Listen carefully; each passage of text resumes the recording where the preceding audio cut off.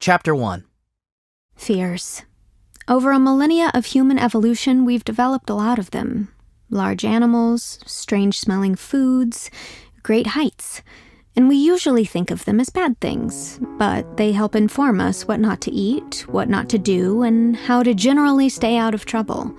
Fears are deep subconscious guardrails that keep us on track from not dying. But there's a more modern fear phenomenon. FOMO. F-O-M-O. The fear of missing out. It's an artificial fear, really, made popular by Instagram, Facebook, and all the sharing of highlights we do on social media. And it's not particularly useful. Have I made the right choice? Is it the best choice? Is someone else making the better choice? Like it or not, it's a driving force behind a lot of the decisions we make. It can make you tentative to the point of paralysis. And it's something we wrestled with for this show. In fact, we had planned to investigate an entirely different story than the one you're hearing. But FOMO got the best of us, so we changed course, unleashing a countless string of fomatic questions. Did we make the right choice to abandon our other story? Were we wrong in listening to someone we had barely vetted? Was this going to cost us our jobs?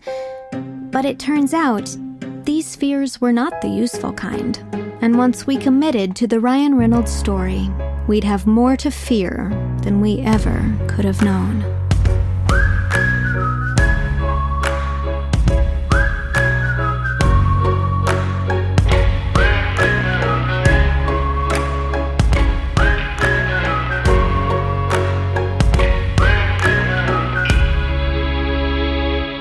From the American Podcasting Network, this is the Wayward Guide for the Untrained Eye. I'm Artemis Schue-Horyn. Get ready for takeoff. I'm her co-pilot, Paul Schue-Horyn. And while my brother and I are talking to you now from APN's recording studio, this story took us pretty far from the comforts of sunny downtown Los Angeles And deep into the mountains of California, to a mining town so small. How small is it? So small that it doesn't even show up on Google Maps until you zoom all the way into Street View. Wait, hold on, I got another one. Give it to me again. How small? So small that their zip code is 7. Just 7. Man, I'm on a roll. How small? So small, they only have one Starbucks. Just kidding, they don't have a Starbucks. Any trend before 1989 hasn't reached them yet. A town so small that you normally wouldn't even give it a second thought. I mean, the only reason we were going was because of Ryan Reynolds. In our line of work, people send us dozens of messages a day with hot tips for stories, and more often than not, they're hooey. Your sniffer gets real good at separating the wheat from the crap. I think it's chaff. Yeah, I'm pretty sure it's crap. Ryan's story was, seemingly, all chaff. But despite the red flags, there was a feeling I just couldn't shake. Stories don't usually chase you down with in-person visits and edible arrangements. When he just showed up at our office, that's when I remember thinking, maybe Ryan's story has everything. Corruption, politics, big business, little business, sticking it to the man. Wow, I'm really getting myself all worked up. And maybe that's just the tip of the iceberg. We didn't want to pass up what could be our golden ticket, but our original story seemed like the safer bet. Then the FOMO kicked in. Was Ryan's hunch intriguing? Yeah. Was he deeply disturbed? Quite possibly.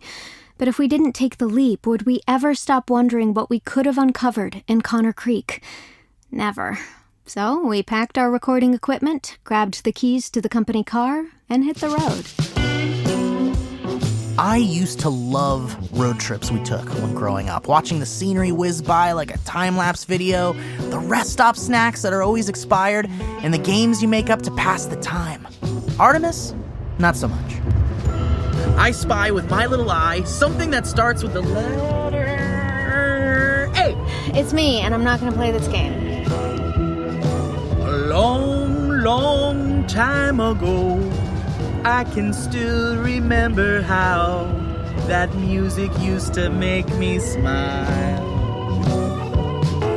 Here's another one. Boink, Marry, Kill, The Babadook, The Fish Monster from the Shape of Water, or Sarah Koenig. I'm going to kill you if you don't cut this out, and Sarah Koenig will investigate your murder and exonerate me. So come on, Jack, be nimble, Jack, be quick, Jack, flash set on a candlestick. There's no way those are the lyrics. Would you rather never be able to speak again, or you speak normally, but for 1 hour of every day you make this sound? Yeah! I'd never speak again. Toll is $3.50.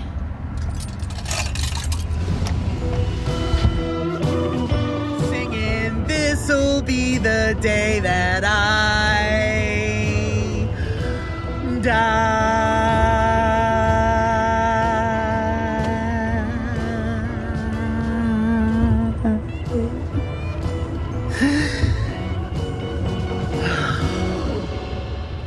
Again? For the record, I get very carsick, and we were in the car for a very long time. California is a very large state, and Connor Creek is not near anything. Not to mention you get impatient. Only sometimes.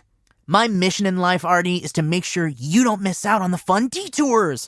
Don't you love all the weirdos you meet at gas stations? I can't even believe gas is only $1.50 here. Wow, maybe we should fill up a gas can on the way back. You know, for the big one. Shoot, I don't have a signal out here. Where you folks headed? Connor Creek. Have you heard of it? Oh, yeah. It's just right over that mountain range right there. Aha. See, Paul? I told you we were close. Heavens no! It's on the other side of that range, but you can't just go over it. Those access roads have been closed for years. Excuse me, can I get the bathroom key? Sure thing. You can get it from my boyfriend inside. Tell him Andrew sent you. But fair warning, it ain't pretty. Anyway, you folks will have to take the long way around. This winding single-lane road right here, it'll take you right to Connor Creek. Might even make it before sundown. It's only 11 a.m. Well, you better get a move on it then. I could have done without him. Anyway, we traversed the narrow, winding roads that snaked their way towards Connor Creek until... what exactly happened with the car? I'm not much of a car person. Yeah, me neither. It just sort of stalled out and stopped, and then when we opened the hood, a bunch of smoke came out, and then it stopped and dissipated really quickly. Actually, if you know cars at all and know what was wrong, shoot me an email at p-shoe-horn@apn. So we found ourselves on the side of the road. No GPS, no service, and no idea what to do, with evening quickly approaching. Oh, I knew exactly what to do. I mean, we would have fashioned a tent out of car mats and sound cables and then used our laptops for warmth. But I didn't have to put my plan into action. Luckily, someone from Connor Creek was driving by and offered to take us the rest of the way into town. Yeah, I've been the sheriff of Connor Creek here for, going on 8 years now. Sheriff Madison is the one-stop shop for law enforcement in Connor Creek, and a reporter's dream interview subject. Friendly, talkative, and brimming with exposition. My family have been Connor Creek folk for generations, and actually my grandfather was sheriff as well as my great-grandfather. It's kind of a family tradition. My father, however, always went against the grain. That's probably where my brother gets it from. Daddy became an actor, but everyone still called him sheriff though because he played one in a movie once, and we all just figured, hey, that's good enough. As we drew nearer, she insisted that as city folk, we wouldn't find much of interest in their little town. Not too eventful around these parts. Though, we do have a city council election coming up this week. That's had everyone buzzing like beavers. We even have 2 human candidates this year and everything. But yeah, we're simple folk. Not a lot of policing needed here. Unless, of course, she herself was a part of some illicit activity that needed policing, it remained to be seen whether she'd be an ally in our investigation or if she was wrapped up in the web of corruption Ryan had spun us. Only one thing was sure. We had to find Ryan. And fast. All right, Detective Pikachu. But in a small town where everyone knows each other, we didn't want to accidentally make enemies on our first night. So we continued to listen as Madison drove. Well, you'd think a one-man marionette Pirates of Penzance wouldn't work, but Daddy pulled it off. Get it? Pulled it off? Like... the strings? Wallace to Sheriff, over. Oh, you'll have to forgive me. This is Sheriff, over. Hi, Sheriff, this is Wallace. We've got a bogey on Pine Mountain Road that needs to be cleared right away. I tell you what, I'm gonna put you on with Garmin to direct you. Wallace, this town only has 4 roads. All drivers are diverting to Pine Valley Lane. Shoot. Sorry. Duty calls. We hadn't even reached town yet, and the action had already found us for the second time that day. But that bogey turned out to be a turtle. slowly moseying its way across the road and minding its own business. Maybe Madison was right and things weren't too eventful round these parts. Not long after, the dense forest finally opened up as we approached the town. Like many small communities, Connor Creek centers around an area where all the shops and businesses are, around one main street aptly named Center Road. Not to be confused with Main Street, a road which runs perpendicular through the center of town. And at one end was our destination, the Dead Canary. Now this would be our home base during our stay in Connor Creek, a moody and rustic B&B, a bed and breakfast and bar. It was owned and operated by a man of few words, Desmond Brewer. Yeah, I'm Desmond. Would you like to say anything else about yourself? No. The bar was pretty empty when we arrived. Actually, Paul, did you ever see it busy the whole time we were there? There was that time there was a group of 5 at the booth, but I guess 2 of them were us, so I'm not sure that counts. In any case, besides Desmond and the Dead Canary's executive chef Quinn, the only other patron was the town drunk. Now Desmond wouldn't say much, but what he said in 2 sentences was more enlightening than anything Madison has said in our 45-minute ride. 1, Ryan was running in the upcoming town council election, which was big news for the small town. And 2, Ryan Reynolds was the brother of Madison, Sheriff Madison Reynolds. But before we could ask Desmond more about their hairy relationship, We heard a piercing scream from outside. I tried to get some tape with our recorder. Before we continue, please note that the following contains the graphic description of a gruesome attack and may be upsetting to some listeners.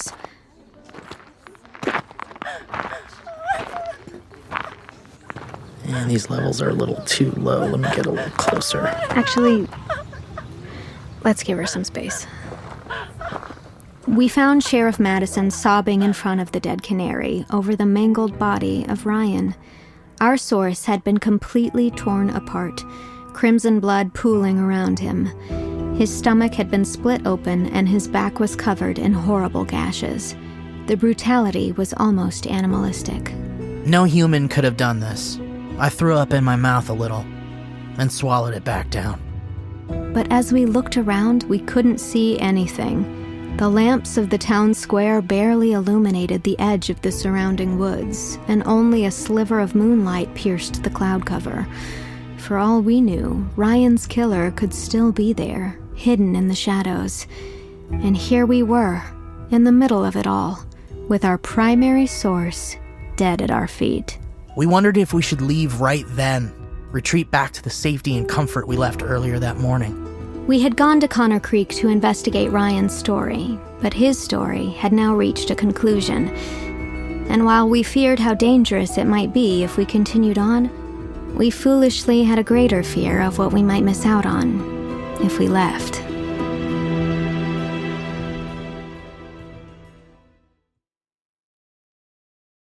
Next time on Wayward Guide. Now, you don't listen to a thing Ag says, okay? I promise that you're gonna want to come take a closer look at this. No one else has got what I got, and they certainly won't be this forthcoming. Mr. and Mrs. Schue-Horyn, I do not mean to be dramatic, but this offer does have a time limit. And if you don't take advantage before it expires, I have a sticky little feeling you might not live to regret it. Wait, I meant live to regret it. You're gonna live to regret it. Live with no regrets, I say. FOMO be gone. All right. Yeah, all right. Please go.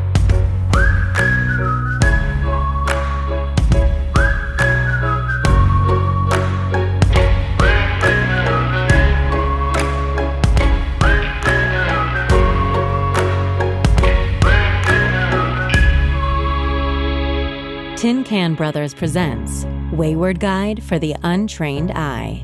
Starring Mary-Kate Wiles and Steve Zaragoza. Written and directed by Corey Lubowich, Joey Richter, and Brian Rosenthal. Featuring Joanna Sotomura, Dylan Saunders. John Madison. Jamie Taylor. Paul Komorowski. and Daniel Strauss. Original theme music, sound design, and mixing by Ears Up Sound Design. Executive producers Corey Lubowich, Joey Richter, and Brian Rosenthal, Paul Komorowski, and Greg Gibbons and April Morris. Go beyond the podcast and watch new episodes of the Wayward Guide Companion Series on YouTube.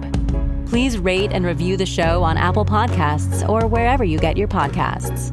For more information, visit waywardguideshow.com or follow Tin Can Bros on Instagram and Twitter.